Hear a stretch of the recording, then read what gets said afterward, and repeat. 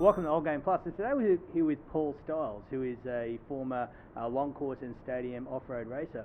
And we're here to talk about racing in the real world and racing in computer games. Paul, how did you get into racing? I've always been interested in it, and we went to a club event, and from there I bought a pretty ordinary sort of car. We modified it and raced that, and then I gradually moved up to the point where I was a navigator for a front-running car in the Australian Off-Road Championship.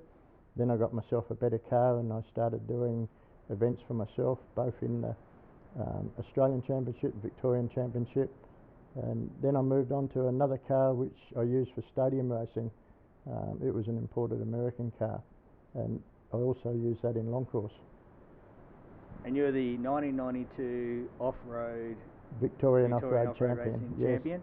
Yep. And now you play racing video games. Yes. Mostly dirt. But how do you find that change into that sort of game? It's a lot cheaper. It's when you crash, you don't have the expense of repairing it. But it's the games I play, which is Colin McRae Dirt and the new one, Dirt Rally. It's very realistic, and that it fills a void from when I got out of the real racing. How did the skills that you learnt as a real road racer translate into the game, and how do the cars translate into a real car? In the two games that I play, it's very realistic, particularly Dirt 2. Dirt Rally is obviously a very new game, and I'm just getting into that now, and I've started playing that, and it's quite realistic too. But the car does what a real race car does, and the skills that you learned on the track you can apply to the online gaming, and you race with people all around the world online, and it's really good. So how do you find the online gaming scene?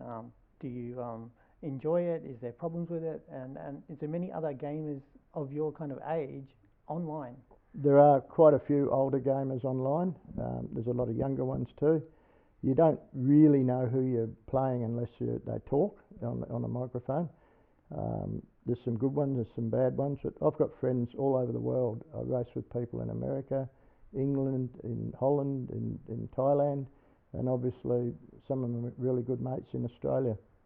Also, do you find that you've made good friendships online and keep in touch with people regularly and race with the same people? Yeah, I certainly have. I'm always looking for one particular person in Adelaide that I race with, and we often get on. We'll send each other texts and say you're getting on, or whatever it may be. And there's another guy in Sydney that joins in as well. There's quite a few people in Australia that join in and race, and you try to get with the people that you know, because you get a certain skill level. You get people that are not going to just crash you out, which does happen sometimes online. Now you race a lot online. Do you race on your own, like a single player mode, or only online? Mainly online. I do a little bit of, particularly with this new game, because I'm trying to build up my bank of points to buy the cars and things that you need. But I prefer racing online because you're racing against a real person. When you're racing against the computer as such, if you stick your nose up inside a car, it generally lets you go, and that makes it too easy. The guys online are a lot tougher. If you try to barge through, they'll barge you off the track, and that's what the challenge is. It's all about a challenge. Talking challenge. Now, there's always a lot of discussion about online behaviour. Do you find when you're going online, you get the rowdy teen element and stuff like that? And how do you deal with that? There is a lot of what I'd call idiots online. They do the wrong thing. They're abusive. They crash you out. You can, if it's just a voice problem, you can mute them on the system. If they're complete idiots and you're the host of the room, you can kick them out, and you get rid of them. Or sometimes I just simply turn off because I can't be bothered with it.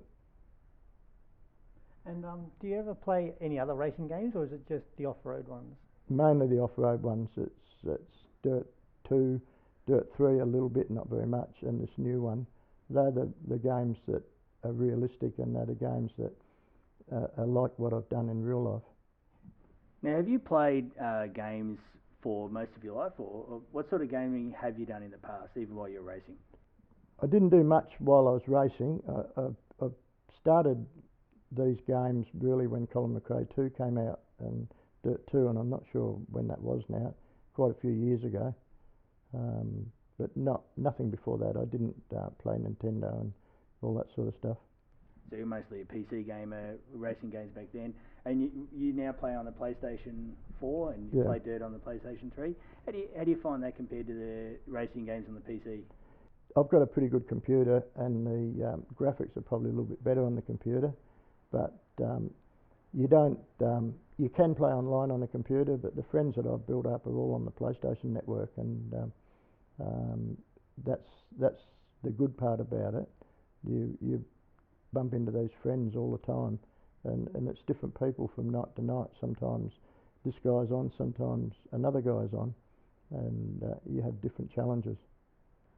So despite sometimes you might get some idiots on there, you'd say it's a pretty good experience and community and everything when you're playing these games? It is. You value friendships pretty good. You know, like I've actually met one particular person that I race with in Adelaide, and we're very good friends, and I think I've had other people from overseas that have said, you've got to come over and see me, and stuff like that. It becomes a real community. It's not just a bunch of idiots having a game. You know, it's a bit more than what it seems like.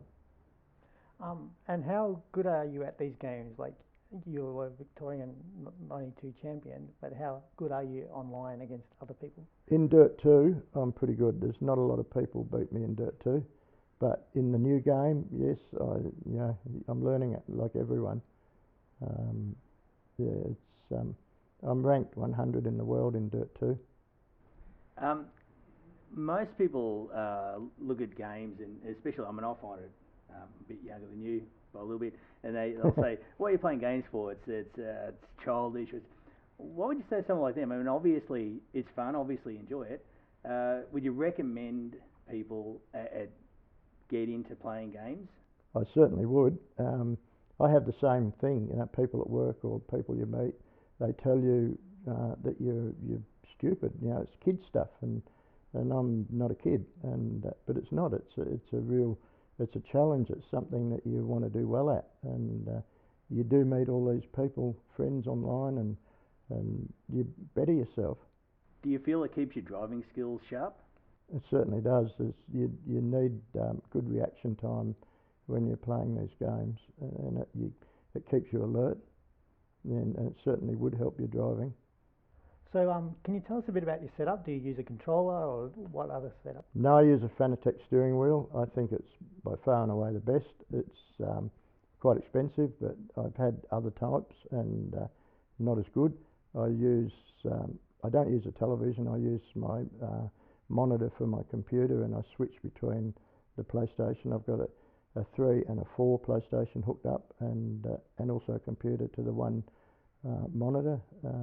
I've got a racing seat there, and it keeps you stable so that you can do the job properly. Well, thank you very much, Paul. I think we learned that gaming is for everybody, isn't it? It certainly is. You're never too old. Never too old to game. Keep gaming forever. I mean, that's what Old Game Plus is, gaming. And thank you very much for your time. And good luck online. Not a problem. Pleased to be able to do it.